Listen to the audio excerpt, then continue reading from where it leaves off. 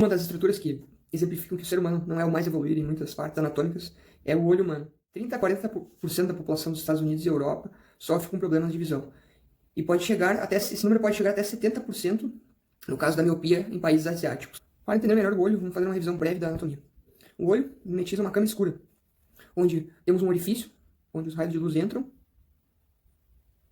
e formam uma imagem na retina. Essa retina possui receptores, esses que são chamados cones, que são receptores de cor, que funcionam no sistema azul, verde e vermelho.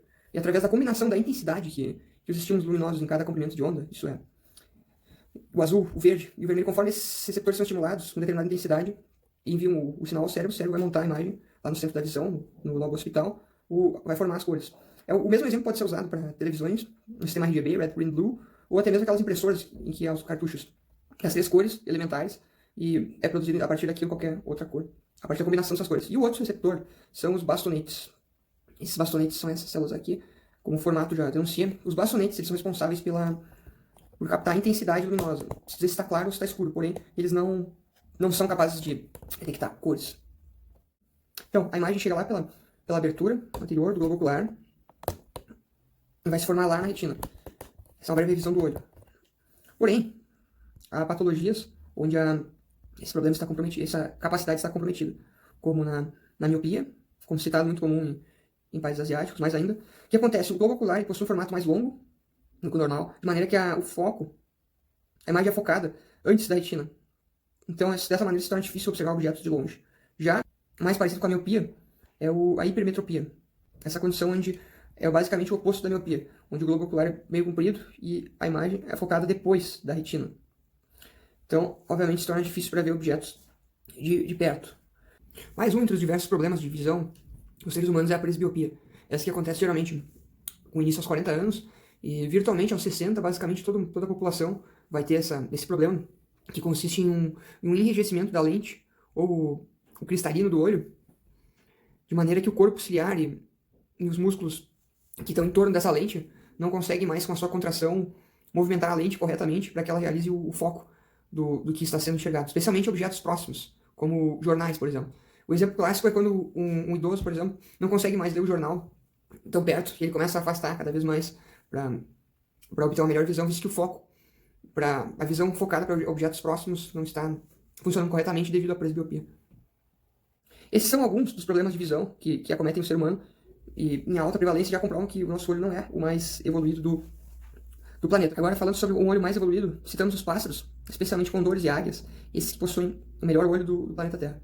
Os olhos dos pássaros, eles são maiores, eles inclusive têm uma anatomia que eles não parecem tão grandes, mas atrás eles são muito maiores do que os nossos. E é possível ser feita uma analogia com uma televisão entre os olhos dos humanos e dos pássaros.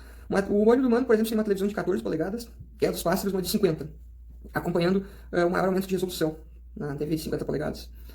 Por quê? Porque o olho do pássaro é maior, sendo maior, ele permite uma maior entrada de luz. Dessa maneira, maiores informações chegam nos receptores, nos quais eu já comentei, chamados de cones e bastonetes. Então, esses aqui. Os pássaros eles possuem um maior número desses receptores, isso é, um número absoluto. Eles ainda possuem um tipo a mais de receptor de cores, que é chamado de cone. Cores. Os pássaros são capazes de detectar, além do vermelho, do verde e do azul, o espectro de cores ultravioleta. Inclusive, alguns pássaros podem visualizar com os olhos o Polo Sul e o Polo Norte. Outra função mais evoluída a qual os pássaros possuem é que suas pálpebras são capazes de funcionar como óculos de sol. Os pássaros são capazes de olhar diretamente para o sol em função disso. Algo que se o ser humano fizesse, danificaria sua visão em poucos segundos. Outro problema que os humanos lidam é com a doença chamada daltonismo. O daltonismo ocorre em função de um gene recessivo ligado ao cromossomo X. E em função de estar ligado ao cromossomo X, essa condição está presente em até 6% dos homens de todo o planeta. Assim, tornando ainda pior a função do olho dentro do papel de identificar cores. As mulheres possuem uma prevalência um pouco menor, visto que elas precisam de 2 cromossomos X de maneira recessiva para manifestar a doença. Além dos pássaros terem, em relação aos humanos, o maior número de receptores de cores, como eu disse, eles também possuem maior número absoluto de bastonetes. essas que são as células que detectam a luminosidade. Dessa maneira, a visão noturna desses animais é muito mais aguçada que o ser humano. De maneira que apenas alguns fótons, partículas de luz, são capazes de fazê-los distinguir entre objetos escuros e claros à noite. Característica aqui também ocorre em felinos, por exemplo, muito mais aguçadamente do que o ser humano. Outro fato anatômico, isso é um erro evolutivo, visto que é uma forma mais eficiente do que a dos vertebrados, seria a questão do sentido que os receptores de visão estão, os cones dos bastonetes. Observando a imagem, vemos que nos olhos dos vertebrados, os nossos receptores estão virados para trás, de maneira que os fios dos nervos, bem como os vasos, se situam na frente, o que atenua o estímulo chegado à retina. Já nos olhos dos cefalópodes, por exemplo, esses receptores evoluíram de maneira diferente e recebem diretamente a luz, permitindo uma melhor estimulação. Além disso, é como se usássemos um microfone ao contrário para falar, de maneira que a fiação também está na frente. E essa fiação toda se junta para formar o nervo óptico. Esse nervo que transmite as informações aos estímulos nervosos, luminosos, por meio de estímulos nervosos, até o centro da visão no lobo occipital, assim, fazendo-nos interpretar as cores e estímulos visuais. E por essa configuração, nós temos um buraco, onde não há receptores, diferente dos cefalópodes, visto que os receptores estão à frente desse nervo. Isso configura uma região chamada de ponto cego. Nessa área, não somos capazes de receber os estímulos enviados ao cérebro. Certo? Fica um verdadeiro ponto cego em nossa visão. Isso não é muito percebido no nosso dia a dia, visto que temos 2 olhos e o nosso cérebro ajuda a recriar imagens a fim de corrigir esse problema. Porém, ele existe. Inclusive, ele pode ser testado. Realize a seguinte experiência, se você tem essa dúvida. Feche o seu olho direito com a mão, focalize nesse centro e vá aos poucos olhando para a cruz e retirando sua visão, sempre focando na cruz.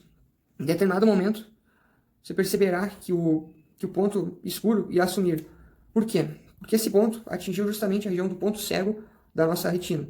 Dessa maneira, o cérebro não detecta essa área e apenas detecta o entorno branco. Então ele recria uma imagem baseada no entorno de maneira a tornar o ponto escuro invisível.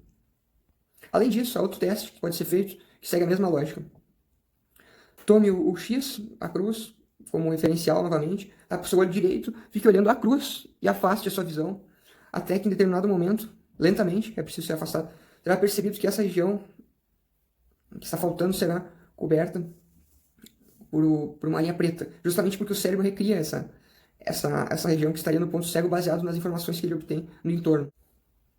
Retomando a nossa comparação com os pássaros, apesar de os pássaros serem vertebrados, isso é, tem a mesma questão dos receptores invertidos. Os pássaros evolutivamente criaram uma estrutura chamada de pecten, que resolve o problema da fiação que ficaria na frente dos receptores, de maneira que evita esse obscurecimento da imagem a chegar na...